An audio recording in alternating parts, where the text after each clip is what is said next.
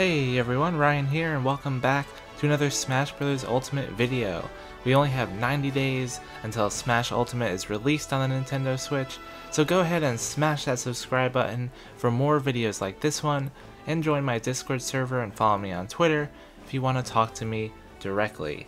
So in the last video, I reminisced about Melee's Adventure Mode, and this video, I'll do the same for Brawl's Adventure Mode, which we all know better as the Subspace Emissary. And this trip down memory lane is to remember what I personally love so much about both of these adventure modes, and how they could influence Ultimate's potential adventure mode as well.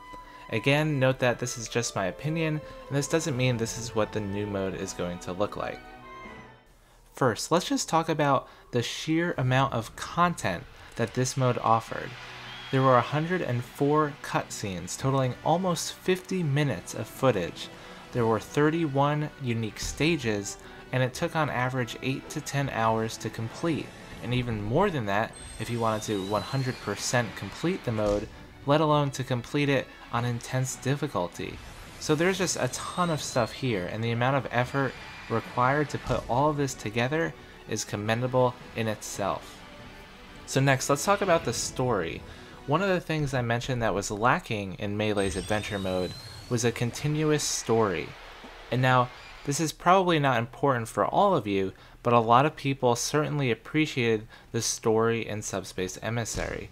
It was basically Nintendo's Infinity War, trying somehow to connect all of these characters with different personalities and backstories from different franchises into one cohesive unit.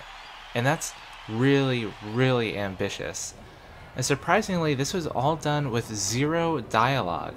There were a few words here and there from Snake and Captain Falcon, but no dialogue.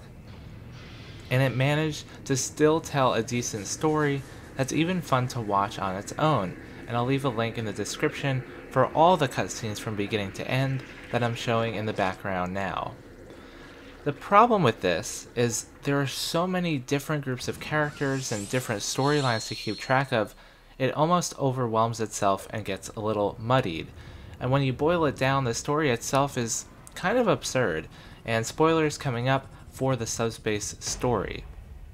But it was basically Taboo manipulating Master Hand, manipulating Ganondorf, manipulating Bowser, and Ancient Minister, who was the main Rob who manipulated multiple Robs, who manipulated bombs to convert areas into the subspace realm, and well, it was still cohesive, and it brought in every character in the roster, so that is really cool. So the story maybe didn't work for everybody, but still it was ambitious, and it was a really cool undertaking. Next, let's talk about the actual gameplay. So there was local same-screen co-op for Subspace, which was a first for the adventure mode. The screen follows player 1, and player 2 could press the pause button to instantly warp to player 1's location. So this warp mechanic was manual rather than automatic like in the Kirby games, so you had to coordinate fairly well, and both players had to have some level of skill.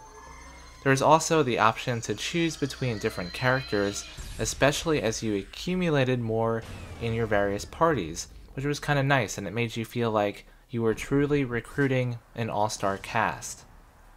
You could also choose the order in which you would play characters as you lost stocks, kind of like the same concept as the new Squad Strike mode.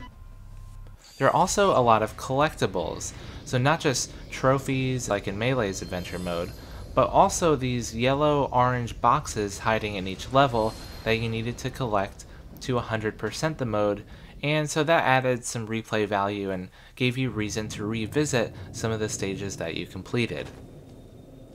One of the shortcomings here was that the scenery was just a bit generic. Skyworld and Halberd were two of the only franchise-themed stages in the whole mode. But this could also be viewed as a positive, since some people liked that Subspace had its own darker feel and introduced new, unique bosses and its own world map. So, to review, I love that this mode had an ambitious story that encompassed every character in the roster and featured some great boss fights, some great music, and some great cutscenes. it offered a ton of content, a good amount of replay value, and a new way to experience a Smash story mode with a friend. It vastly differed from Melee's adventure mode, in that you couldn't realistically play through it in one sitting, and obviously you couldn't replay the whole mode with every single character. Some areas felt a little redundant since there was less variety in gameplay without the racing and climbing modes and stages that were sprinkled throughout Melee's adventure.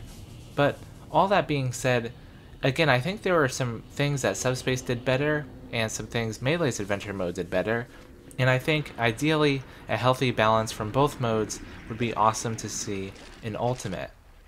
Now we have to consider though, our Ultimate roster is already almost double the characters featured in Brawl. So to imagine having to follow, let alone write a cohesive story accounting for all of those characters, is probably outside the realm of possibility. But with Rathalos and Dracula's boss fights looking similar to the boss fights in Subspace, it's possible that Ultimate's adventure mode could in fact take the best elements from both installments. But what do you guys think? As always, I love to hear what you have to say in the comments down below. Please leave a like if you enjoyed this video and consider subscribing to my channel for more on Smash Ultimate and all things Nintendo Switch. Until next time guys, bye.